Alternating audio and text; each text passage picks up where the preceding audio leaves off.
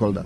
Et nous sommes aussi une zone qui est très perméable à tout ce que vous voyez comme immigration clandestine, mais par le mauvais canal, pas par la mer, mais par le désert. Donc ça veut dire que nous pouvons être perméables, nos jeunes surtout, à des idéologies qui sont assez déstabilisatrices pour certains pays, comme le terrorisme. Donc il fallait qu'on donne déjà des éléments de diagnostic pour que, ensemble, cette sécurité collaborative que nous voulons puisse prendre en compte les inputs que nous apportons. Kolda est une zone aussi à échange économique très fort, notamment avec le marché de Diaoubé.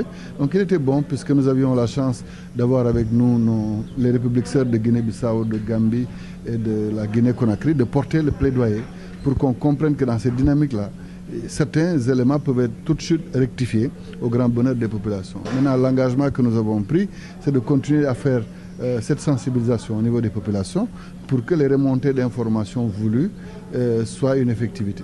Donc voilà, au-delà de la commune, la région de Kolda déjà qui est aujourd'hui limitrophe de la Guinée, de la Guinée-Bissau et de la Gambie, donc qui est aussi un élément de la crise casamançaise, mais un élément mal pris en compte dans la résolution des conflits. Donc c'est pourquoi dans le mot de bienvenue et le plaidoyer que nous avons fait, nous avons dit qu'une sécurité collaborative demande qu'on s'imprègne assez des préoccupations des populations. Parce qu'en réalité, la vulnérabilité est un facteur de perméabilité dans le cadre de ces idéologies qui peuvent déstabiliser les pays et créer conséquemment des problèmes sécuritaires. Donc, puisque l'approche a voulu qu'on parte de la base vers le sommet, il nous revenait, nous, de dire que nous sommes une des victimes de la crise casamançaise, mais qui est la moins servie dans le cadre des éléments de reprise du processus de paix durable.